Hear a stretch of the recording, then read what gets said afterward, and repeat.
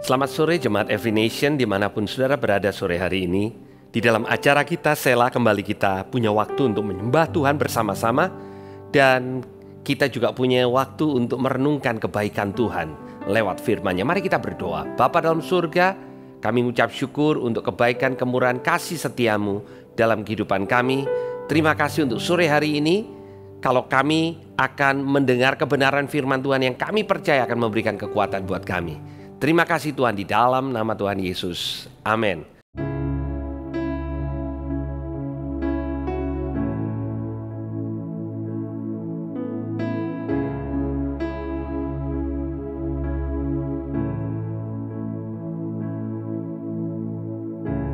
Di tengah laut bergelora, di tengah badai menderu, namun ku yakin Tuhan ada, menjagaku senantiasa. Keadaan bisa tak pasti, tantangan pun semakin menjadi, namun ku yakin kuasa-Mu Tuhan menopangku senantiasa. Kau Allah yang berkuasa, Kau Allah yang berdaulat, Kau selalu ku andalkan sepanjang hidupku.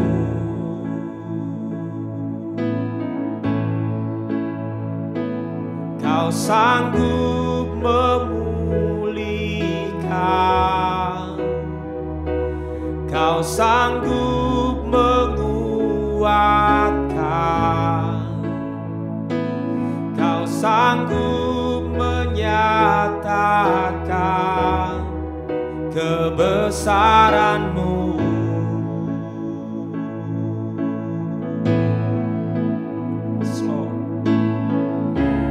Keadaan bisa tak pasti, tantangan pun semakin menjadi, namun ku yakin kuasa-Mu Tuhan menopangku senantiasa. Kau Allah yang berkuasa, Kau Allah yang berdaulat, Kau selalu ku andalkan sepanjang hidupku. Oh, Kau sanggup memulihkan, Kau sanggup menguatkan, Kau sanggup menyatakan kebesaran-Mu.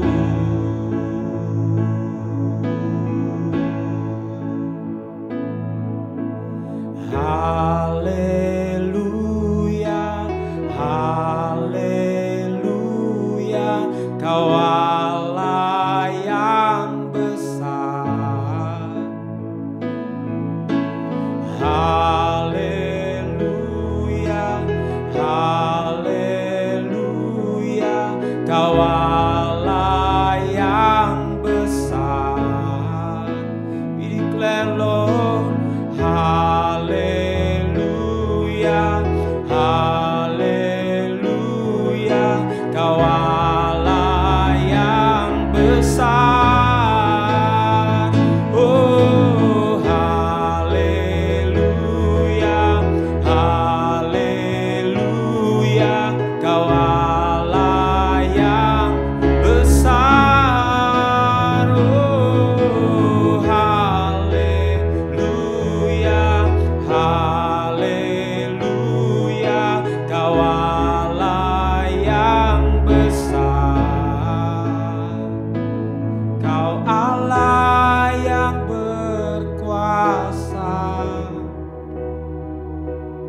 Kau Allah yang berdaulat,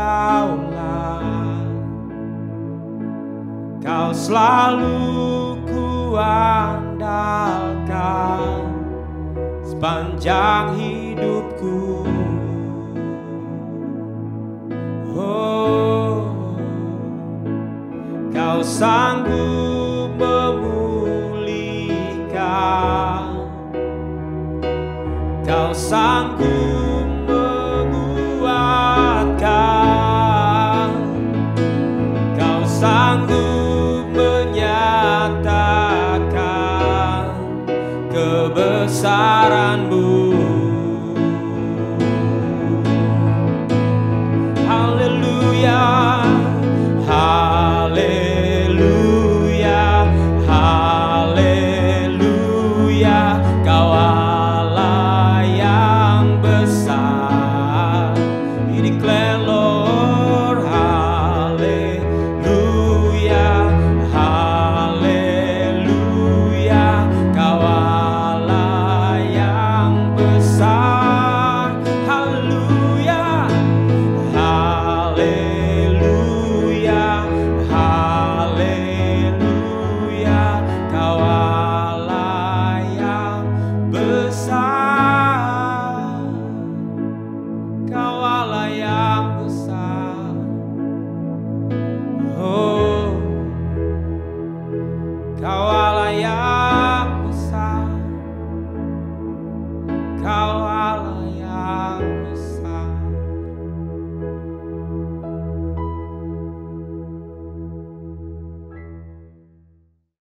Saudara, dalam kehidupan kita sebagai orang percaya, saya ingin memberikan pertanyaan buat setiap saudara. Apakah sesungguhnya kita harus jadi orang Kristen yang kuat?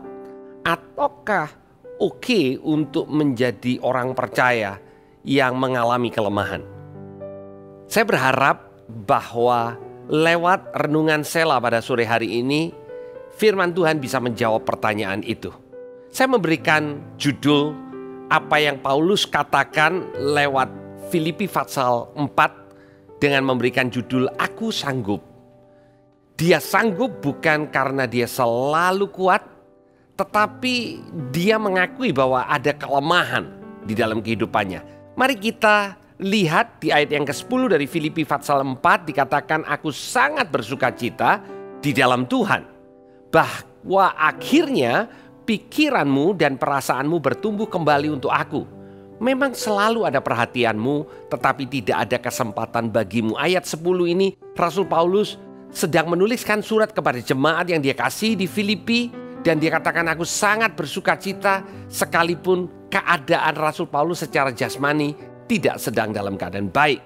Mengapa Paulus bisa sangat bersukacita? Karena dia melihat bahwa jemaat di Filipi, pikiran dan perasaannya kembali bertumbuh untuk dia. Ya. Dan dia katakan ini, satu prinsip yang baik untuk kita. Selalu ada perhatian, tetapi tidak selalu ada kesempatan. Saudara, kadang kita melihat bahwa selalu ada kesempatan untuk melayani Tuhan. Jawabannya ya atau juga tidak. Mengapa? Memang kalau saudara mengatakan pelayanan itu kan setiap hari, ya. Tetapi pada waktu kita mau melakukan sesuatu untuk Tuhan, Tuhan membuka jendela kesempatan, windows of opportunity. Kadang kesempatan itu tertutup, saudara. Dan Paulus mengatakan hal yang sama kepada jemaat. Dia mengatakan, kalau sekarang engkau bisa punya hati dan pikiran untuk aku di dalam kesesakanku, untuk engkau support aku, maka itu adalah satu kesempatan. Dan selanjutnya dia katakan begini, kukatakan ini bukan karena kekurangan, sebab aku telah belajar mencukupkan diri dalam segala keadaan. Rasul Paulus mengatakan kalau dia menerima support, itu baik untuk jemaat di Filipi, bukan untuk dia. Wah, ini luar biasa, saudara. Ya, jadi Rasul Paulus mengatakan karena aku sudah belajar untuk mencukupkan diri. Kata mencukupkan diri ini dalam terjemahan aslinya artinya menjadi kuat dan penuh. Aku sudah belajar untuk jadi kuat dan penuh dalam segala keadaan. Artinya Rasul Paulus mengatakan bahwa kalau dia menjadi kuat bukan karena keadaannya baik, bukan karena secara fisik dia kuat, tetapi karena dia belajar untuk mencukupkan diri di dalam segala keadaan. Dan dilanjutkan, dia katakan begini, aku tahu apa itu kekurangan, aku tahu apa itu kelimpahan. Dalam segala hal dan dalam segala perkara, tidak ada sesuatu yang merupakan rahasia bagiku. Baik dalam kenyang maupun dalam kelaparan, baik dalam kelimpahan maupun dalam kekurangan. Artinya saudara, menjadi kuat itu tidak bergantung karena keadaan. Dan Rasul Paulus mengatakan sebagai orang percaya, ada masa di mana kita mengalami kekurangan, apa masa kita mengalami kelimpahan. Ada masa kita mengalami hal yang kenyang, ada masa kita mengalami kelaparan. Ini dia bicara tentang keadaan jasmani yang ada di sekelilingnya. Apa yang dia lewati. Saudara, tentu Rasul Paulus tidak sedang berbicara tentang kelaparan karena berpuasa, saudara. Tetapi dia sungguh-sungguh mengalami kekurangan secara jasmani. Tetapi itu tidak membatasi dia untuk punya kekuatan. Bahkan di ayat yang ke-13, ini ayat yang kunci, ini ayat yang sering kali dikutip. Dikatakan segala perkara. Apa itu segala perkara? Tadi dia sudah jelaskan. Kekurangan, kelimpahan, kenyang, lapar, baik, tidak baik. Kelimpahan ataupun kekurangan itu dapat dia tanggung di dalam dia yang memberikan kekuatan. Kunci kekuatan orang percaya adalah dia yang memberi kekuatan. Selama kita terkoneksi dengan dia yang memberikan kekuatan, maka kita akan tetap kuat di dalam segala keadaan. Saudara dan saya tidak perlu menjadi kuat out of our own. Kita nggak perlu menjadi pribadi yang tidak punya kelemahan. Tetapi yang Tuhan mau adalah justru lewat kelemahan kita, kuasa Tuhan jadi sempurna. Justru di dalam ketidakberdayaan kita, kita bergantung, kita menempel, berakar kepada pribadi yang kuat. Itu adalah kekuatan orang percaya. Sehingga di dalam segala perkara yang kita lewati, kita menjadi kuat karena kita mendapatkan kekuatan dari sumber kekuatan itu. Dan saya ingin menekankan apa yang Paulus katakan tentang belajar. Yang pertama dia katakan dia belajar untuk mencukupkan diri. Belajar saudara. Saudara, apapun keadaan kita, kita perlu belajar untuk mencukupkan diri. Saudara, setiap kali kalau kita melihat kepada orang lain yang masuk di dalam musim hidupnya yang lebih baik dari kita bisa merasa, kenapa Tuhan kok saya tidak seperti dia? Tetapi Paulus mengatakan, aku belajar mencukupkan diri. Aku belajar untuk menjadi kuat dan penuh dalam segala keadaan. Saudara, sama seperti Paulus, maka kita juga perlu belajar. Setiap proses, setiap keadaan yang kita lewati merupakan masa kita belajar untuk menjadi kuat di dalam Tuhan. Bukan belajar untuk mencapai kekuatan kita tanpa Tuhan. Orang Kristen tidak pernah hidup di mana akhirnya dia mencapai satu kondisi di mana dia kuat. Dia bisa dengan sendirinya. Kita belajar untuk menjadi kuat di dalam Tuhan. Dan melewati proses, melewati keadaan yang sulit, kita menjadi teruji. Bukankah saudara akan pergi ke dokter yang sudah melewati ujian dan lulus? Bukankah saudara mencari akuntan yang sudah lulus, yang punya sertifikasi dan diuji? Bukankah saudara pergi ke dokter yang sudah melewati tahapan-tahapan ujian sehingga dia menerima surat izin praktek yang tidak mudah untuk didapatkan? Bukankah saudara terbang dengan pesawat yang dikemudikan oleh pilot yang sudah melakukan tahapan ujian yang begitu ketat?